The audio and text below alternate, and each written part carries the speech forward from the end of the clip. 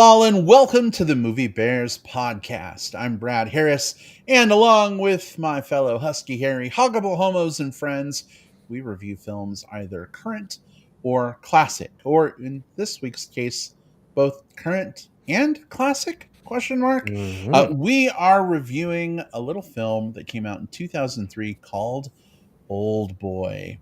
It is out right now in a 4K restoration that is making its way through theaters near you. We got a chance to catch up with it over the weekend. Definitely a lot to talk about here. So we're looking forward to getting into that conversation. But before we do, let me introduce you to my wonderful, my fantastic, my incredible, my add other words that mean the same thing. Co-hosts are ready to rock. Hopefully, Jim Pugliafico. Welcome. How's it going, babe? I am ready to rock, babe. Thanks for the introduction. And yeah, I'm ready to go. Let's get into some new old boy. All right. Glad you're here, babe. William Lindis is here as well. Welcome, Will. How are you? Yeah, doing great. We're about to um, dig into this, like you mentioned, like a new old movie, a 20-year celebration. And I can think of no two people I would rather explore this film with than two guys who are like brothers to me. Aw. Aww. Maybe a little different than brothers, but you Well, know. I get you. I get you. All right. So, listen, before we jump into our review of Old Boy, just a housekeeping item. Due to some travel for Jim and myself and Will, we are actually taking the next 2 weeks off relative to when this episode is recorded, which is August 29th, 2023. We've all got some travel happening, and we're going to take a little time away from the show for a couple weeks, but we'll be back with you in 2 weeks as soon as we figure out what the fuck we're going to review that week. But I'm sure we'll decide soon. Anyway, just be aware of that. If you go to tune in the next couple weeks and there's no show, well, we want you to know why. So, anyway, Jim, Will, are you ready to talk about a Korean revenge film? Indeed. literally every day of my life. All right. Well, even though this movie is old in the sense that, this is the 20th anniversary of Old Boy, but new in the sense that it's making its way through theaters right now, a lot of people, myself included, never saw the film when it came out originally or somehow over the last 20 years and are coming to this film brand new. So, usually with older films, we're just like, spoilers, fuck it, we're going to spoil right away. But given that a lot of new folks are finding this film in theaters at the moment, we're still going to break things into a non-spoiler section and a spoiler section. So if you haven't seen Old Boy yet and you think you might go check it out in theaters, feel free to hang out with us. We're going to give you our spoiler-free impressions about the film, and then we'll give you a fair warning before we open things up to spoilers. So, all of that said, I've been rambling a whole lot. Here we go. Our discussion of 2003's Old Boy.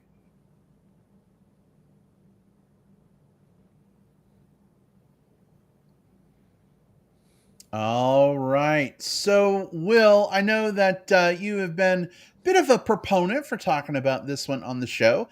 Maybe you could tell listeners who are unfamiliar with Old Boy, or maybe it's just been a hot minute, like 20 years ago, what this film is, what it's about. Of course, we're talking about the 2003 version, not the American remake that happened like a decade ago at this point, maybe more. I Yeah, don't remember. about But that. we're Yeah. yeah. But Will, give us the deets, friend, and of course, your impressions. Is this something you think people should check out in 4K in theaters right now?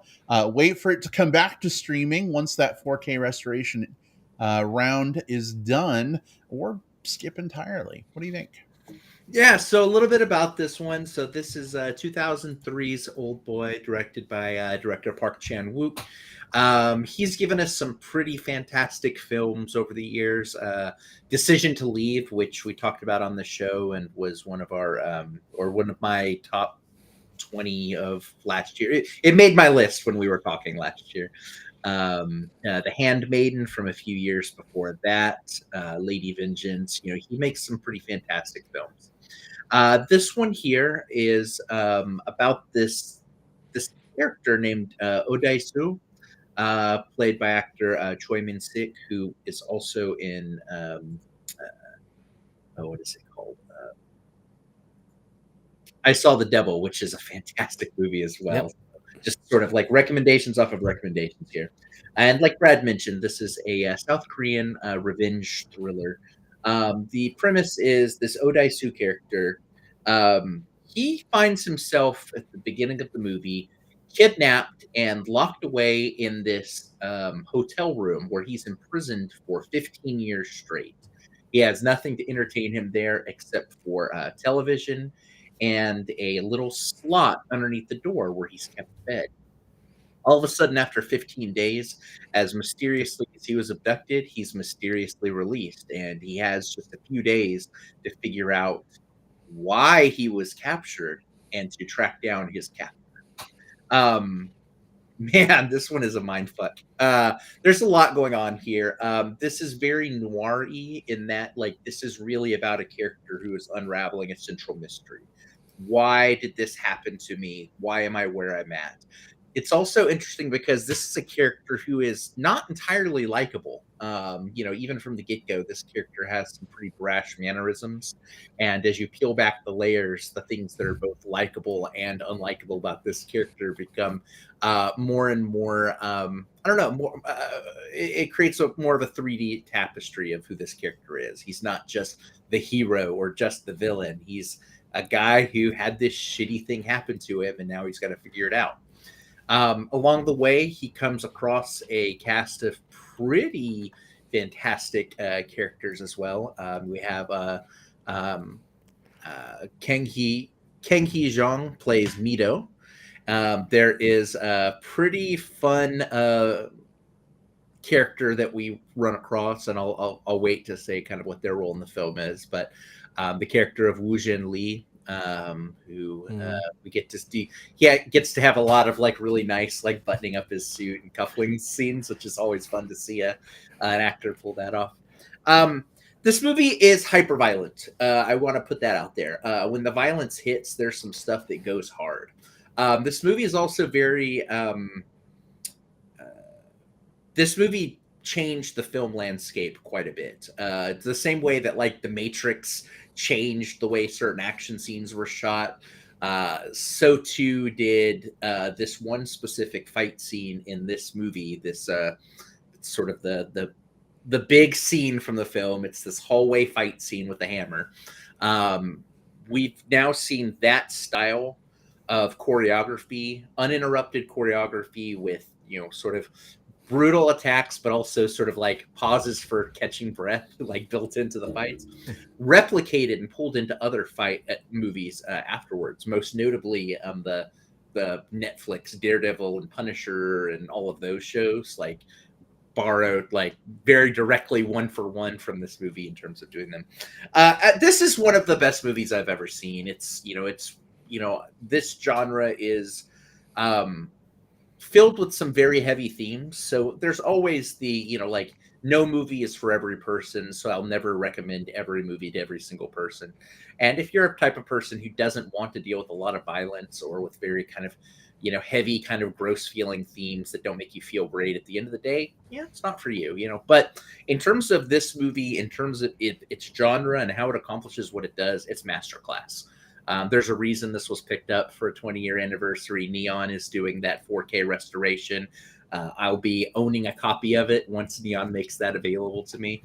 And so if you like the movie, haven't seen it in a while, or just enjoy film, I would strongly recommend to go catch this in theaters while you can. All right. Will, thank you so much for sharing your thoughts on what seems to be a very beloved film for you. Let's check in with Jim and see if he feels similarly or differently. Babe, what's your take on 2003's Oldboy? Yeah, I really was. I was looking forward when we decided to to talk about this film, of seeing it again, because I had only seen it once before. I don't think it was 2003 that I saw it when it was initially released. It was sometime after that, after it had gotten, kind of made a name for itself. And I'm like, when I saw it the first time, I was kind of blown away. Like, it was kind of like my lead in to um, certain styles of Korean cinema, for me anyway, and probably for a lot of people too. And as a gateway drug, if you will, to Korean cinema and revenge films. This is pretty much as good as it gets. I mean, there's a lot of other Korean films that I've discovered since then that I like as well, but I really like this film. I actually did not watch the remake, the American remake. I just can't. I don't know. I'm not a fan of remakes, as we know, and I just don't see anything really being added or topping what we get in this film. It just all feels so like original, I guess. And yeah, there's some stuff in here that's this film is very dark. Hardly any comedy in here, and what comedy there is like really kind of muted and really dark comedy. But it's dark. Some disturbing stuff happens here, and it's not just the violence. There is some stuff in here that's truly cringeworthy. I assume it was cringeworthy then, and it's even more cringeworthy now. Um, there are scenes where I'm like, ooh, and well, you talked about the main character not being very likable, and he's not. He's kind of like a schmo who was, just not a very good person, at least at the beginning, and he gets thrown into this situation. I don't even know if we're rooting for him to prevail or would just want to see where this film ends up. And I think it's more the latter for me. Like, I want to, because it's a very compelling mystery, I think, right? It sets up a really compelling mystery. It sets up some interesting characters, and we want to see how it ends up, not because we like this character. So, not many films can pull that off, like have pretty unlikability throughout and still keep you interested. So, yeah, I really like this film. It's one of those that it is truly a modern classic, I think. All right. Well, Jim, thank you so much for adding your voice to the discussion as well. Always good to hear what you think about films, especially because it drives me crazy. We only allow ourselves to talk about movies just a little bit after we come out of them because we do the show together. So maybe someday when we don't do the show anymore, we can like have full discourse right after the Yeah, movies. But that would be fresh, wouldn't it? that would be You know, novel, right? it's like we don't talk about it because we don't want to like tip our hand or Right, I right. don't know, just get our just over discuss our ideas, I Hmm. guess. Keep them Yep. fresh. Keep it fresh. There you go. There you go. Popping fresh. Well, speaking of fresh, I was fresh to Old Boy. I had never seen it before. Obviously, I'd heard great things about it, and especially with the 4K neon restoration that's out right now in theaters. It seems like so many people are talking about this film, and judging from your reactions, Will and Jim, seems like deservedly so. For me, I think I appreciate this film for all of the DNA seeding it did for other films that came to fruition that I feel like follow in this one's footsteps.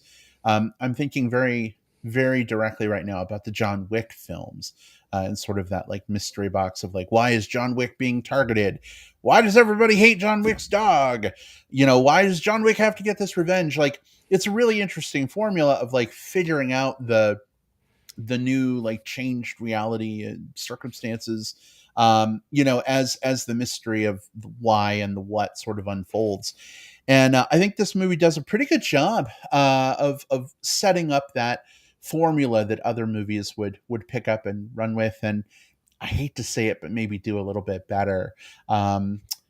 I liked this movie, but I don't think I loved this movie. I appreciated this movie, but this movie definitely doesn't like make any of my top 10 lists. It doesn't hold a beloved place in my heart.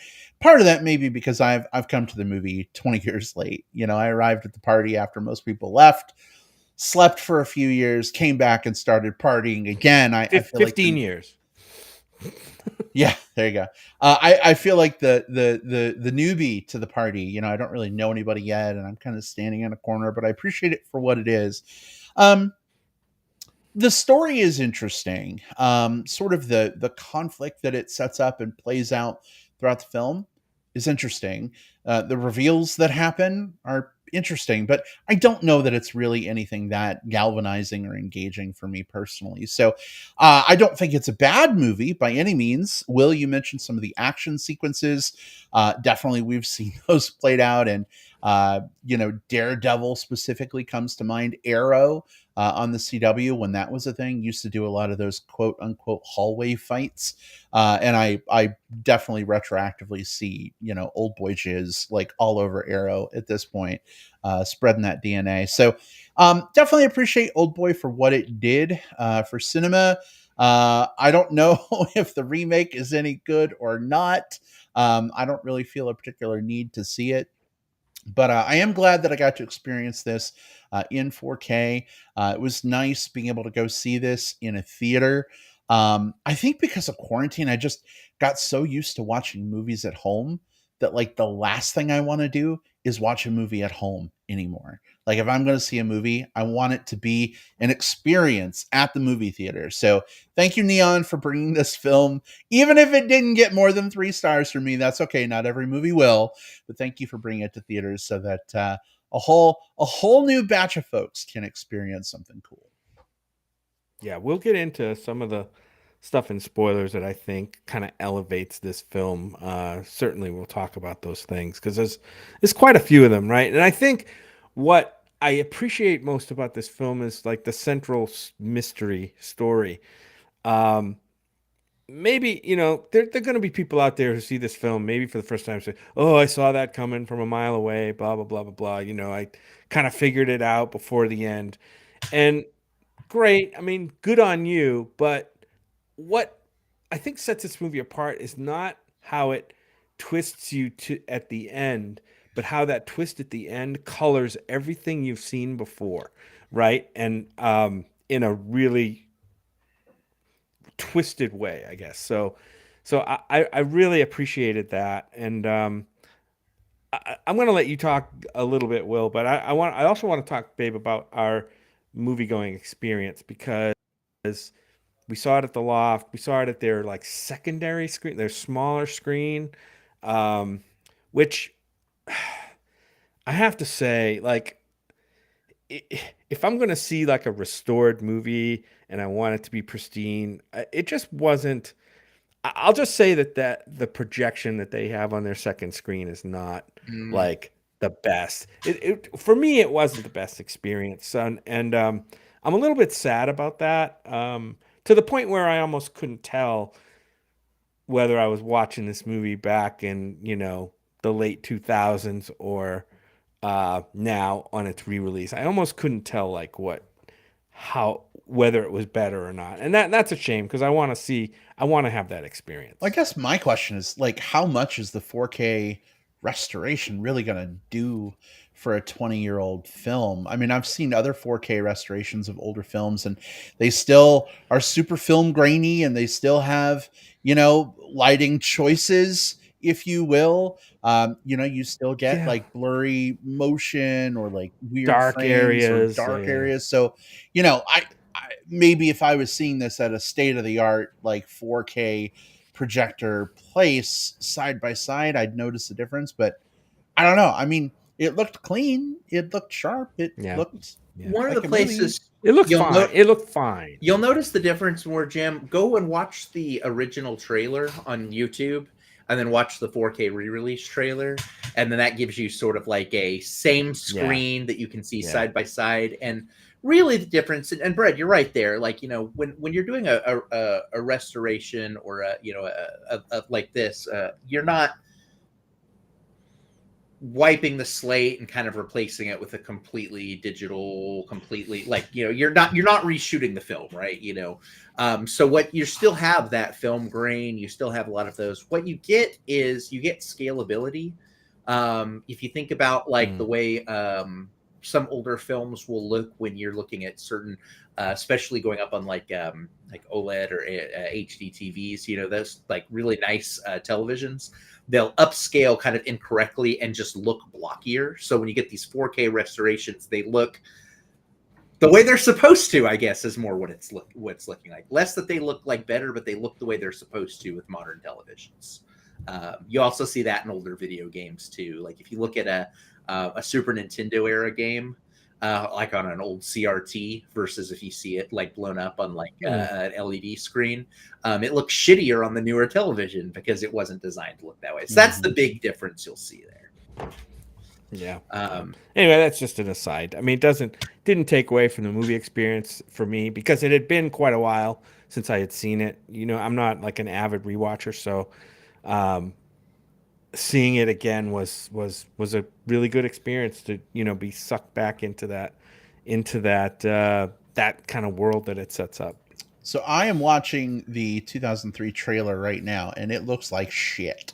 Yeah. Compared to what I saw in the theater. So I have to assume that I was benefiting from the 4K restoration, even if it was on a smaller screen, babe, or the projection wasn't as good. Well, and that's the major place that you'd see it too. Like, so if you're looking at like when you're watching on your YouTube screen, you know, which is just your, I know you have a decent monitor. You've got a good monitor. So that's why, have you ever watched, like gone back and watched an old season of like a 1997 era show and it just looks like absolute dog shit. And you're like, how did I watch this? And part of it's because maybe it didn't as much. It was the way that like it looked on our televisions versus the way it looks on our televisions now. Yeah. Matthew is in the live chat and says, "Good evening, guys." Hey, Matthew, welcome. Hello, Matthew. Hey, Matthew. Thanks for coming on. I will say, you mentioned something before that I think is worth expanding on a little bit. There is also a 2013 remake of this film. It was starring Josh Brolin in the Old Daisu, although I don't remember what his anglicized name was. Directed by Spike Lee, and it is an absolute dog shit remake. I cannot not recommend it enough. It is the most egregious sin that it does is the thing that I sometimes rail against some of the Disney remakes about, in that like they don't necessarily do anything different and expect just the fact that we've seen the previous one to do the heavy lifting. I think this is even worse so, because it is almost shot for shot, but just with different actors. And so it doesn't feel like it brings anything new to the table. You know, like, oh, they're doing this scene because it was in the last movie. They're doing the scene because it was in the last movie. It is a very lazy remake. So yeah, skip 2013 entirely. It's just not good. It's a lot of talent going into something that really doesn't amount to anything. The worst, the worst types of films that I can say are a American remake of a foreign language film within that first 5 to 10 years after they've been made, because there's not enough time for them to do something new or do something different. They're just sort of like, well, what if the same but English? And so there's obviously exceptions to that rule, just like there are with everything, but those exceptions are way few and way far between. Well, fellas, given that this movie has been out for 20 years, I'm sure you're raring and ready to go in terms of talking some spoilers through. I know I've got a few things I want to talk about too. Are you all ready to make that jump into the spoiler section? Yeah. This is definitely one I want to talk spoilers with you guys about. All right, excellent. Well, then we're going to go ahead and open things up to spoilers for 2003's Oldboy. If you haven't seen the film yet and you don't want to be spoiled, and we maybe recommend that be the case since it's in theaters right now, go see it. Then come back for the spoiler section of our show. That might be the more optimal path, but I mean, it's ultimately up to you. So listen at your own peril. But spoilers for Oldboy are officially fair game. Fellas, where do you want to start? I will start by saying, if you're thinking of like expanding your culinary horizons, and want to try like things like more exotic foods like sashimi, Like, I don't know if you'd want to watch this film before doing that. There's an octopus scene in here that is one of the most disturbing, kind of gross scenes. It's almost, it's kind of weird, right? Like, I have very rough feelings watching that scene now, where our character Odesu is just released from his imprisonment, and he wants to, quote unquote, I think, feel something, and he decides to order a live octopus, and basically picks it up off the plate, stuffs it in his mouth, and starts tearing into it. So basically, a live animal right there, like being torn apart. It's quite disturbing. I mean, it makes its point, but it's something. I'll tell you what. Like, you don't see stuff like that on the screen. And from what I hear about the movie, that was all real. Like, that was a real thing that actor did. Like, that was not CGI. That was not prosthetic octopus. That was a real animal. And to take it a step further, I was reading about this in an interview. He ate not one, not two, not three, but 4 live octopi in order Oh, to film that yeah. scene.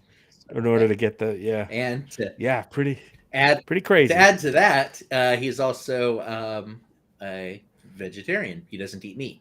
yeah, I read that. And so, Yep. yeah. So I mean, sanakshi is a Korean dish, and like the big thing about it is like, it's it's where they take the young live octopus. Well, I think normally they like cut it first, but and because you get those, apparently the suckers, like it's supposed to be like a good feel, like in your mouth, like because little suckers going for eating them. I don't know. I mean, I don't eat them, but that's a lot of meat that I don't eat. So um, It would definitely feel like something in your mouth for yeah. sure. But I think that it is one of those, like, it is a super memorable scene. To the point that there is a to you think about the influences of this movie on other things. There's a scene in The Boys that they based off of this movie. If anyone's watched The Mm. Boys on Amazon, Oh yeah. there's a scene that they did because they wanted to sort of replicate this scene, but with a character who would be also opposed to eating something from the deep. Oh yeah, yeah, yeah. There's and that's a show that likes to push the boundaries, Yeah. right? Obviously. And I think Park Chan-wook uh obviously had that in mind, I think, when he made this movie. There's so many scenes. Our character cuts his tongue out, Mhm. like, of his mouth, like right there, in front of us. And there's a lot of stuff like that. This movie deals with um, some scenes of incest, I guess we could call Oh, it. we can definitely call it Um, that. That's exactly what it is. it's total incest. Um, that is very, very disturbing. And even before that, there was like a forced almost rape scene, that was really, really cringy, especially if you've seen the movie before, right? You go back to that, you've already seen the movie, and you go back to that scene, and it's like, okay, he's trying to force rape and I can say it, right, Yeah, in it's his spoilers, fucking Of course, yeah. daughter. force rape this woman that is his now mostly grown daughter. I think she's 17 or 18, I forget. Yeah. Uh, Well, or 19 she's a maybe. I don't famous know. sushi chef now, so I mean, I she's think she's 20, 19 or I 20. think she's, yeah, early 20s maybe, but Yeah. obviously he doesn't know that it's his daughter at the Yeah. time, not that it excuses Correct. his behavior, but yeah, it was weird. So you're talking about the scene where, like, she goes in and sits down on the shitter and he runs in after her and starts, like, trying to, like, grab her pussy. I think it was right around Yeah. there. Yeah, Yeah. right around there. Yeah. Yeah. Yeah, Yeah. that was a super weird moment for me. I'm just like, what the fuck? Okay. I mean, he's Yeah. been in Yeah. prison for 15 years. First contact with a woman. not a great Still first no Well, outing. excuse. and they've Not also a been not a great first outing. and they've his also been first, implanted with all of these like hypnotic suggestions too. That sort of but we like don't know that at the time. we don't know that so- at the time. That's why it's a fun rewatch too, because you get to like look at all of these moments and sort of see like which ones are real and which ones feel manufactured because of what they've been through. Like that's a fun thing to sort of play on round two. Right, right. Oh boy, yeah. So, but as I was talking about earlier, the how the film turns out and the mystery is resolved, like of who is basically tormenting this man for over 15 years for what he did unbeknowingly, right? I mean, he didn't even what he did wasn't even anything that anyone would consider like so evil or anything, right? I mean, all he did was tell a friend about what he saw or something like that, right? Isn't that what happened? And of course, that spread and rumors spread, and um, I'm a little bit unclear as to what that resulted in, but anyway, it resulted in one character basically killing his sister, who he also raped. So there's double incest in this movie. Um, yeah, it's just there's a lot of very like I said, disturbing stuff in here. But I did like the way the mystery played out among all that other stuff.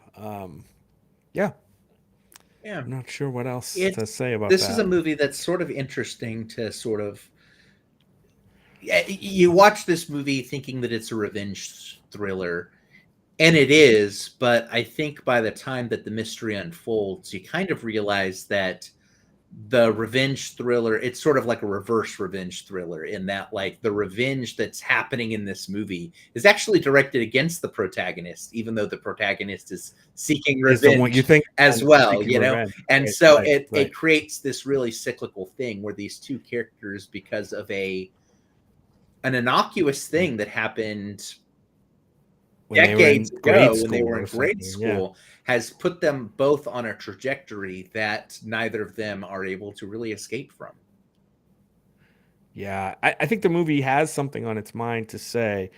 Um, the question is whether, Will, I think you kind of encapsulated it there, where, the revenge is basically a fruitless thing, right? Because one character is seeking revenge against a person, a guy that really didn't mean to do him harm, but yet he's caused all this damage. Both of them now have caused all this damage to families, and um, it's kind of incredible the way the story unfolds. Yeah, it's that whole thing about like gosh, I'm absolutely gonna butcher this turn of a phrase, but there's something like um when you're going for revenge, you best dig two graves, like one for that person and one for yourself, and it's Right. and the idea behind that is like, you when you're going after vengeance, when you're going after revenge, it so consumes you, it so envelops you that you're fundamentally changed and never in a better way, and that it ultimately is as destructive as it is, it's also as self-destructive. So I think this movie really enjoyed playing with that and letting us see that like there were no winners here. There, Right. and based on the trajectory, there almost could not be any winners, and it's one of the sort of nihilistic things that comes from having this worldview that these characters have. Yeah. This one character, the quote unquote villain of the movie, right? He made his whole life about tormenting this one individual, Yeah. right? For somehow blaming him for everything that happened to him back when he was in school, right? His sister died, right? I think she was going to commit suicide. It's not clear whether he murdered her or she was going to commit suicide because she became pregnant, right? Mhm. With her brother's kid, and she was going to jump off the dam or something like that. And I think he was trying to save her, right? And he couldn't, so he flipped out and blamed Odesu. Yeah, he was like, so when we get to that scene, because up to that point we don't know, like, did he like maliciously push her off? Did she just jump off one day? And really, it's sort of in between. She's like being held there. He does not want to let her go. She's like, just let me Mm. go. This is better for both of us. But at some point, he does let go. And whether that be because his hand slipped or whether that be because he gave in to what she was saying, like that part is sort of like more secondary to the fact that, like, from that moment on, he has someone to blame for her death, and that's Odesu. Up until the moment that he no longer has Odesu to blame for his death, and then the only person left to blame is himself. Right. Did he blame the other friend initially? Did something? Which is who's the one who was the other friend at the school?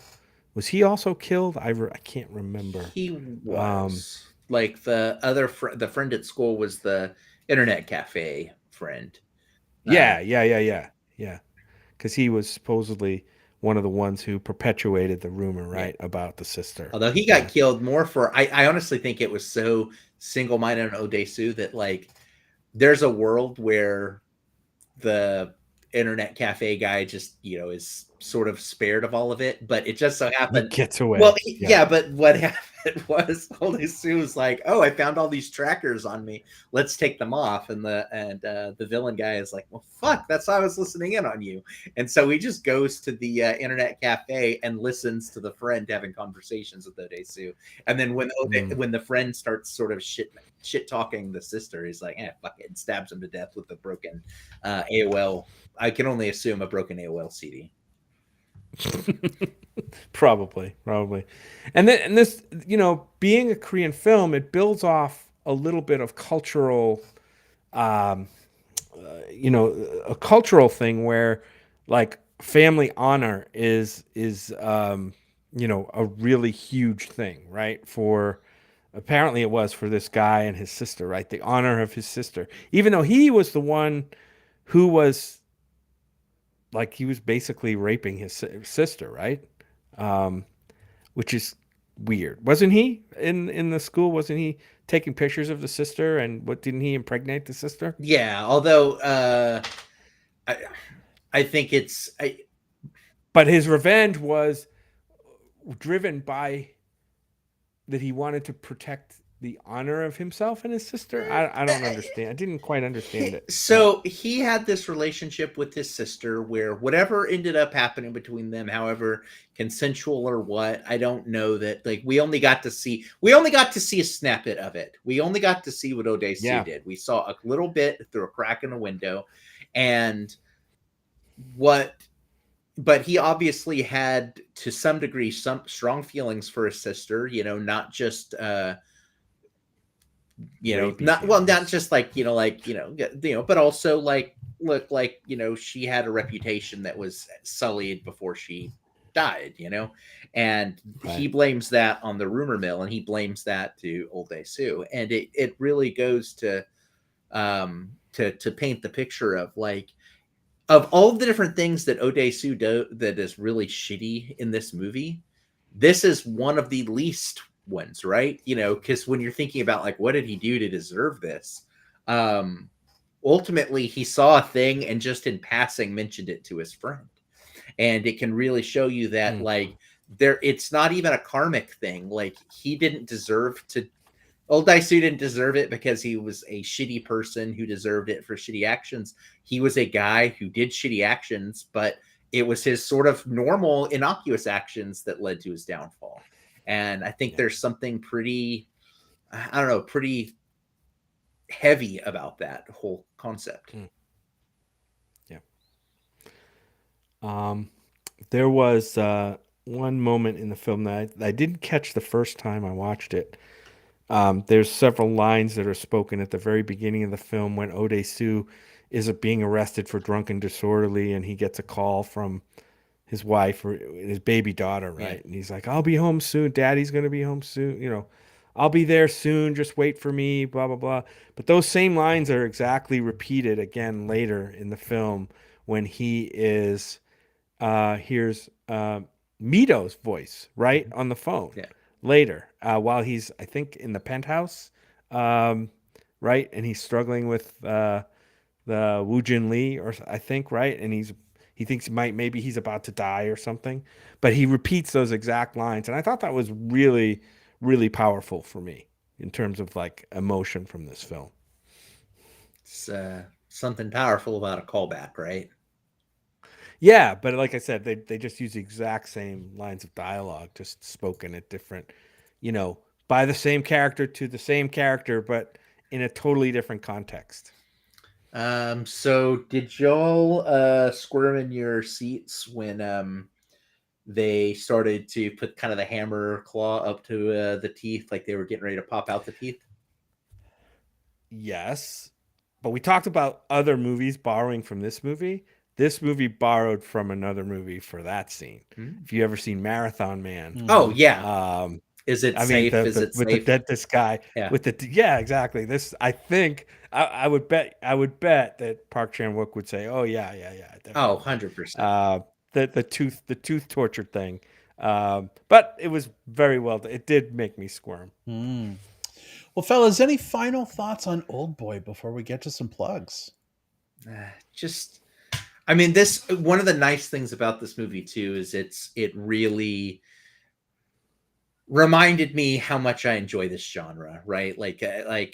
I do love like South Korean films are like one of my favorite sort of like, you know, if I were to pick like a region of choice to watch, South Korean thrillers tend to usually scratch the itch. And um I don't know, this just really reminded me of like all of the things I love so much about that genre, and I'm glad Mm. that it's getting this extra re-release. It's getting its 4K updo moment, that all of those. I Mhm. think there's we see these restorations happen sometimes where it's, oh, it got picked up by Criterion, so now they're going to put out a good 4K, or oh, it got picked up by Vinegar Syndrome, or Yellow Veil, or all of these different places that do a really great job of like taking films and getting them out there. But one of the things that I like about this particular route is that it has that theatrical run that's with it, and I think that's so cool. So I'm glad I got to see it on the big screen. I didn't realize it. I was just thinking of it. Well, you got me thinking of one other, and we won't get into this movie, but another Korean movie that I really, really love. It's not a revenge movie, but it's a murder mystery movie called Memories of Murder. Oh, 100%. Uh, Released the same exact year as Oldboy.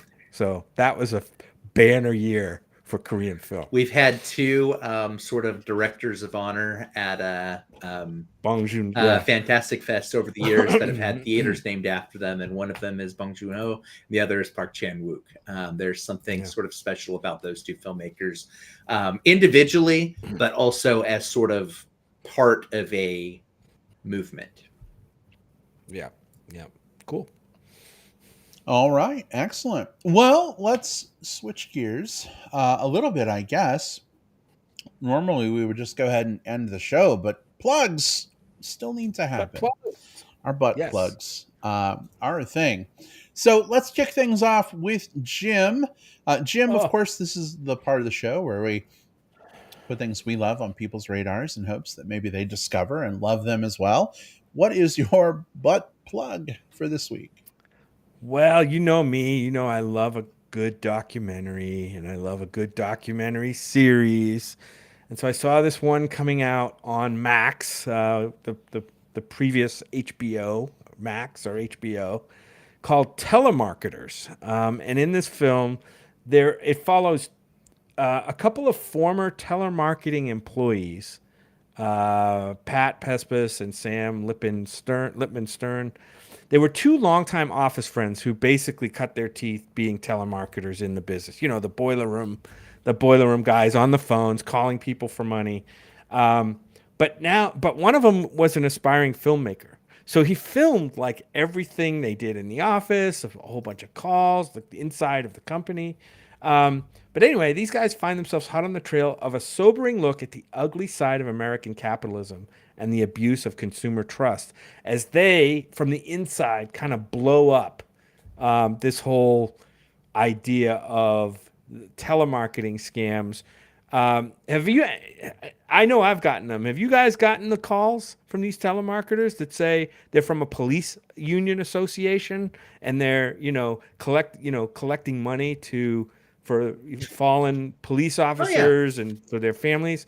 That's exactly what this is, and it's amazing. Like I'm 2/3 of the way through.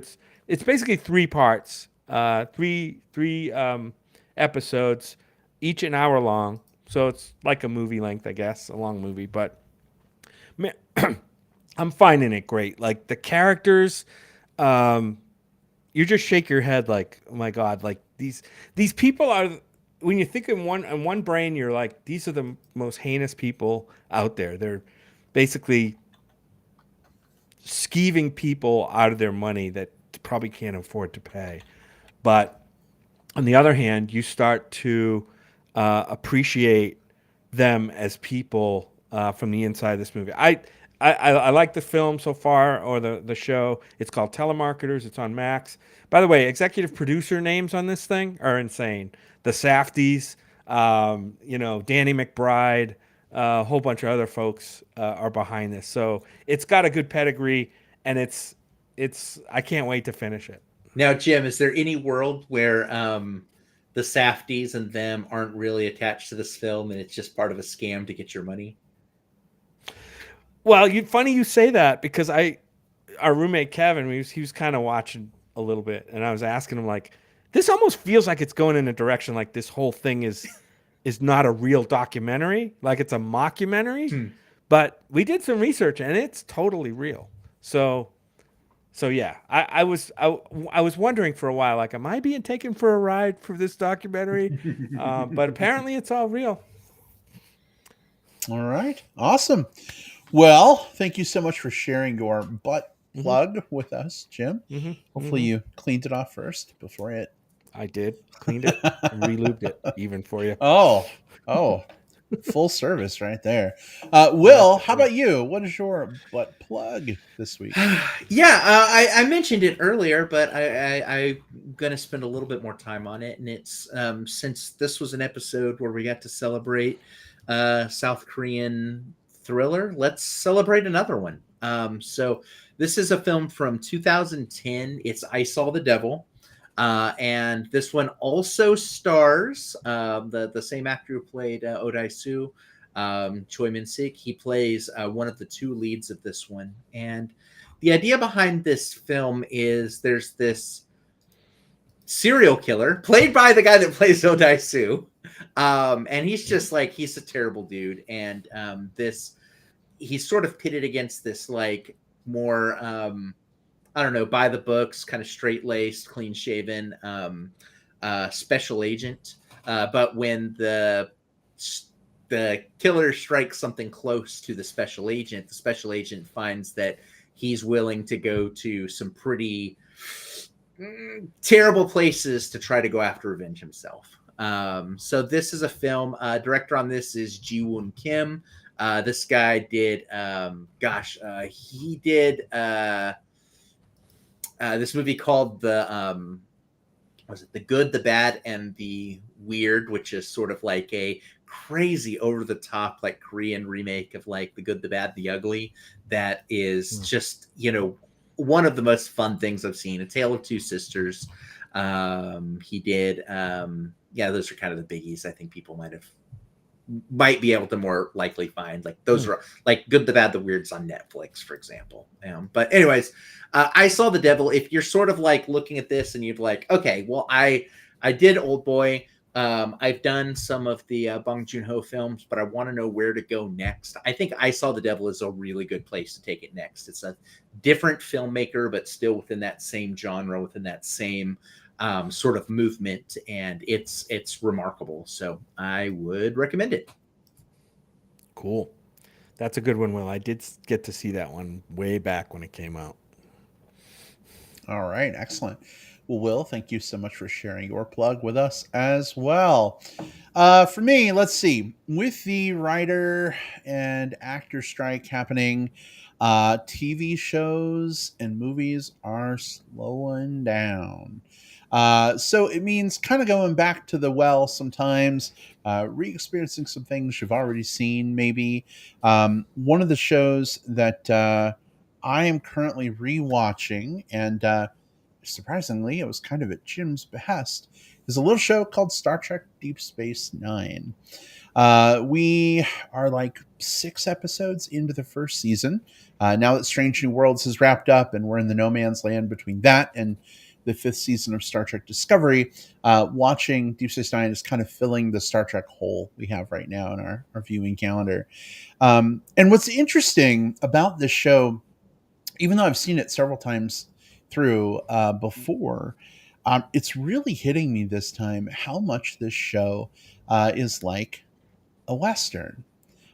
In fact, a very specific Western called Gunsmoke. So I guess you could say this is a double plug for Deep Space Nine and Gunsmoke.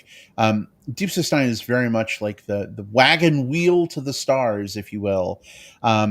A lot like Dodge City. In fact, I've been going back and watching a bunch of old clips of Gunsmoke on YouTube, just to kind of see how similar it is. And it's kind of crazy how, like, Deep Space Nine has like the promenade with like the infirmary and the bar and the shops, and like people duck their heads like out of the shops to see what's going on out in the hallways. And it reminds me very much of like those old scenes in Gunsmoke where, like, someone's going to have a duel, on the street, and everyone's like popping their heads out of the shop windows, and so it's a lot of fun to kind of go back and re-experience Gunsmoke. It's been a long time since I had seen that.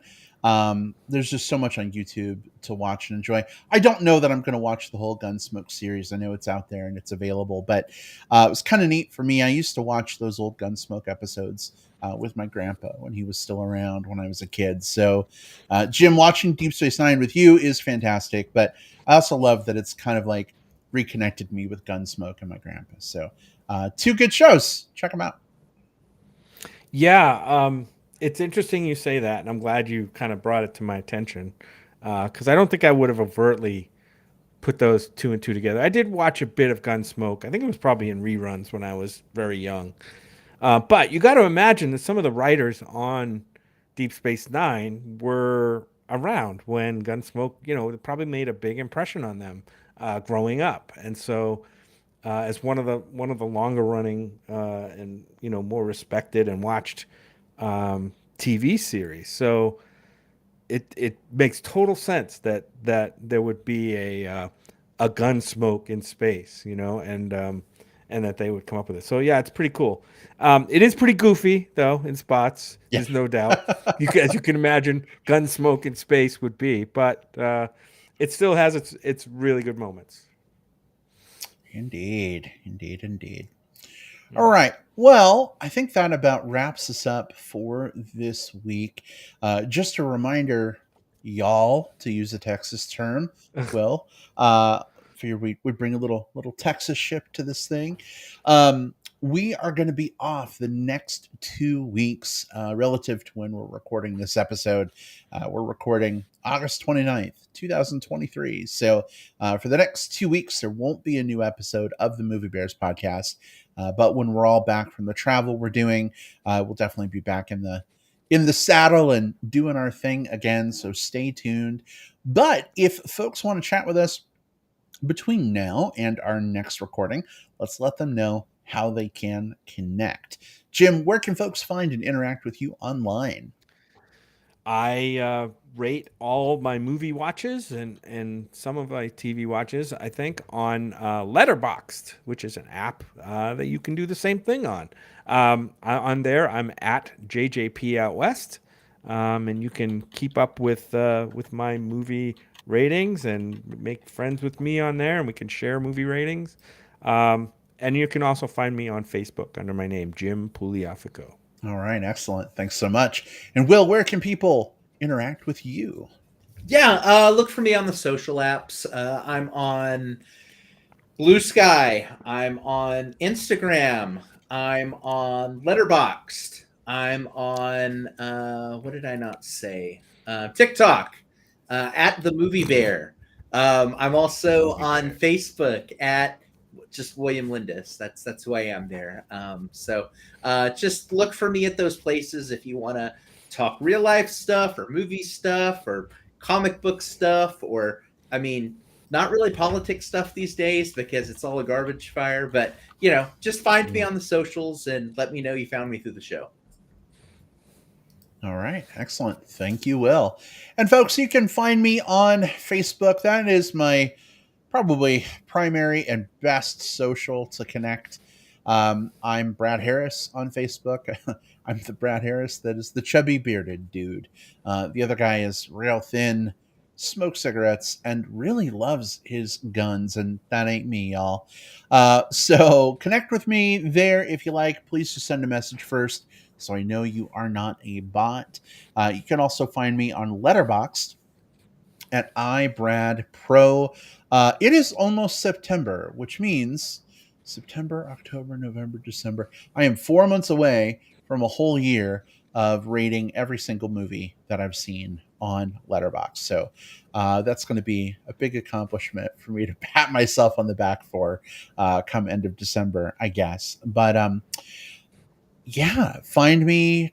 Let's chat. Let's connect. Thank you, as always, everyone, for tuning in. Definitely love seeing folks pop up in the live chat. I know that like 99% of people access this show while they're on the treadmill or driving in the car, days, weeks, months, even years after we record. So thank you, just as ever, for supporting the show. This was episode 485. We are very quickly approaching 500. So I know, right? Will's making the Home Alone face. What? Kind of We are, crazy. yeah. Kind of crazy. So we'll have to do something big for 500. But thanks for 485. sticking around and being part of the magic, folks. We appreciate you. Have a wonderful next couple weeks. We'll see you all when we get back. Take care. Goodbye. Bye. Bye bye.